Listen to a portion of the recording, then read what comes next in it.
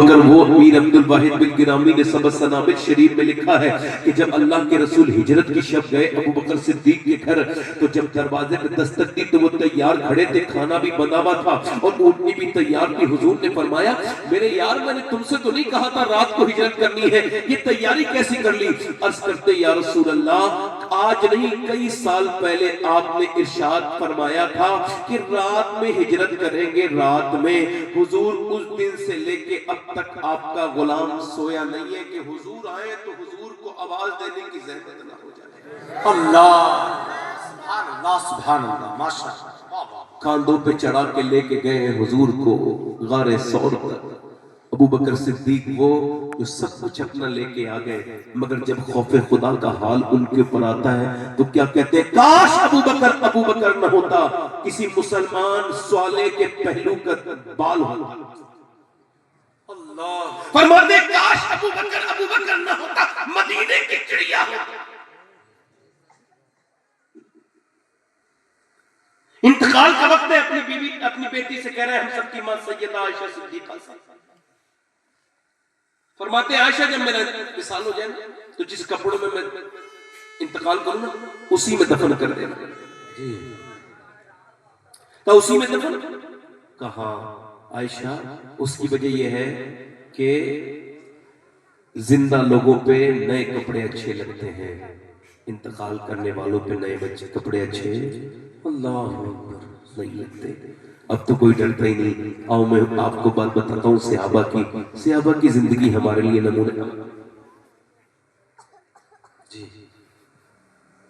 اب میری طرف دیکھیے، کیا بات ہے، ادھر ادھر مت جائیے، میں فالتو بات کرتا نہیں ہوں، اور گزارش کر رہا ہوں ممبر پہ جو لوگ جانا چاہتے ہیں جلدی سے چلے جائیں۔ اللہ تعالیٰ اپنے حبیب کے صدقے سے اپنا فضل فرمائے۔ میری بات سن لیجیے، میں بار بار جس درود پڑھی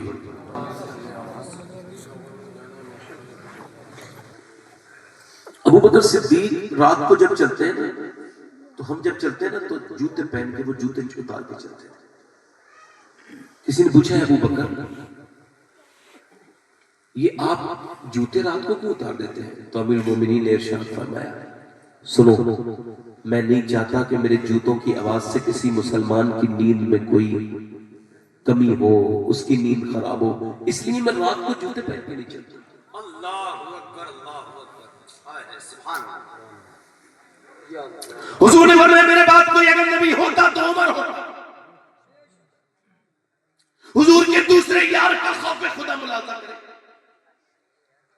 حضور نے فرمایا میرے بعد کوئی نبی ہوتا تو عمر ہوتا، اور فرمایا آج اس حج کے ماحول میں، اس حج میں عرفات میں اللہ میرے صحابہ پہ فخر کر رہا ہے اور بالخصوص میرے عمر پہ فخر کر رہا ہے۔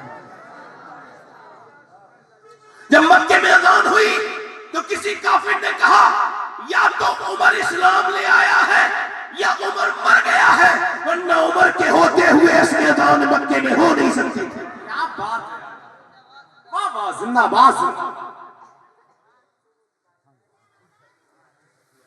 گاڑی بیچ راستے میں کھڑی ہے اور وہ بھائی ہمارے ہارن بجا رہے ہیں، ان کی گاڑی نہیں نکل رہی ہے، تو جن کو جب یہ ہارن نہیں آپ بھی نہیں ابلیس کبھی کسی کے ہارن میں گھس جاتا ہے، کبھی کسی کے سیلنسر میں گھس جاتا ہے، وہ سمجھ رہا ہے یہ ہار مان جائیں گے، مگر انشاءاللہ حضور کے غلام ہار نہیں مانیں گے اس سے۔ وہ اپنی کوششیں کریں، ہم اپنی کوشش جاری رکھیں گے انشاءاللہ۔ عمر کا نام لیتے ہی یہ ہارن بند ہو گیا۔ حضور نے فرمایا عمر کو دیکھ کے شیطان راستہ بدل لیتا ہے۔ توجہ ہے کہ نہیں؟ اس کا مطلب شیطانی تھا نہیں۔ اب توجہ کریں، حضرت عمر فاروق اعظم آدھی دنیا کا بادشاہ، آدھی دنیا، کسی ایک تحصیل کی بات نہیں کر رہا ہوں، ودھائک نہیں، ایم ایل اے نہیں، ایم پی نہیں، کوئی راجیہ سبھا کا سدسیہ نہیں، کون ہے؟ میاں ایک ملک کا پردھان منتری نہیں، آدھی دنیا کا بادشاہ عمر فاروق اعظم، آدھی دنیا کے بادشاہ، 1060 شہر انہوں نے اپنی زندگی میں فتح کیے۔ 1060 شہر اسلامی حکومت میں شامل کیے اور 10,000 مساجد بنوائیں۔ ذرا زور سے تو بولو 10,000۔ 10,000 مساجد بنوائی، 1,000 شہر، 1,060 شہر فتح کیے. کون؟ عمر. میاں وہی عمر. میاں آپ دیکھیں مدینے میں زلزلہ آ رہا ہے. عمر فاروق اعظم نے کیا کہا؟ اے زمین کیوں ہلتی ہے؟ کیا عمر تیرے اوپر انصاف نہیں کرتا ہے؟ عمر کے یہ لفظ پورے ہوئے. اگر میں تیرے اوپر انصاف کرتا ہوں تو ٹھہر جا. ابھی لفظ پورے نہیں ہوئے ہیں. زمین ساکن ہو گئی، ٹھہر گئی. تب سے لے کے اب تک دنیا میں ہر کونے میں زلزلہ آیا، مگر مدینے میں آج تک زلزلہ نہیں ہے. نعرہ تکبیر، نعرہ میری طرف دیکھو. اس کے بعد عمر فاروق اعظم کی بات میں کرنے لگا ہوں. کون عمر فاروق اعظم؟ میاں وہ آدھی دنیا کا بادشاہ، وہی جو پورے دن پانی بھرتے ہیں، اپنے غریب عورتوں کے گھروں میں پانی بھرتے ہیں. ان کے وصال کا وقت ہے. اور سنو، عمر فاروق اعظم اکیلے ایسے شہید ہیں. کسی کی شہادت کی گواہی بدر کا میدان دے گا، کسی کی شہادت کی گواہی احد کا میدان دے گا، مگر جب عمر فاروق اعظم کی شہادت کی گواہی کی بات آئے گی تو حضور کی مسجد نبوی گواہی دے گی، حضور کا مصلی گواہی دے گا. عمر فاروق اعظم کا وصال ہونے والا ہے. میری طرف دیکھو، عمر فاروق اعظم کا وصال ہونے والا ہے. جب ان کے چاقو مارا، ان کی آنتوں سے جب دودھ نکل گیا، انہوں نے پیا دودھ اور آنتوں کے ذریعے خون کے ذریعے نکل گیا. تب آپ نے کہا میری انتقال کا وقت ہے، مجھے زمین پہ لٹا دو. حضرت عمر فاروق اعظم کے بیٹے نے لٹالا. پورے مدینے کے صحابہ کھڑے ہیں. حضرت عمر فاروق اعظم کون؟ عمر فاروق اعظم میاں وہی جس کے کپڑوں پہ 17 پیمند لگے ہوئے تھے. کسی نے کہا ایک جوڑی نئے کپڑے بنا لو عمر. لوگ مذاق اڑاتے ہیں. فرمانے لگے لوگوں کے لیے عمر تھوڑی جیتا ہے، کیا مدینے والے کے لیے جیتا ہے. کہا تو پھر یہ کپڑے کا اس وجہ سے پہنتا ہوں کہ یہ حضور نے مجھے عمر بنایا ہے. یہ کپڑے جب پھٹے ہوئے پہنتا ہوں تو مجھے اپنے سرکار یاد آتے ہیں، اپنا یار ابو بکر یاد آتا ہے. یہ کپڑے نہیں اتاروں گا. کون؟ عمر میاں جو پوری رات روتا تھا. آج جب ان کے چاقو مارا ہے، جب پیٹ سے ان کے خون نکلا ہے اور انتقال کا وقت بالکل قریب ہے، آنتیں پھٹی ہیں، تو آپ نے کہا میرا سر زمین پہ رکھو. نہیں رکھا.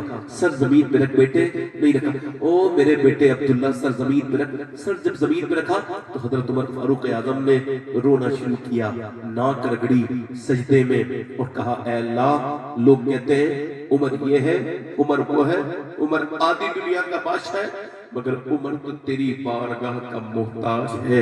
اگر تو نے آج عمر کو نہ بخشا تو عمر برباد ہو جائے گا. اللہ اکبر. عمر کو بخش دے مالک. آخری ہچکیاں ہیں، آخری سانسیں ہیں عمر کے حق میں. اگر تو نے آج اس کو نہ بخشا تو عمر ہلاک ہو جائے گا، برباد ہو جائے گا. عمر کہیں کا نہیں رہے گا. حضرت علی آئے اور انہوں نے دیکھا حضرت عمر رو رہے ہیں، سر پہ ہاتھ رکھا.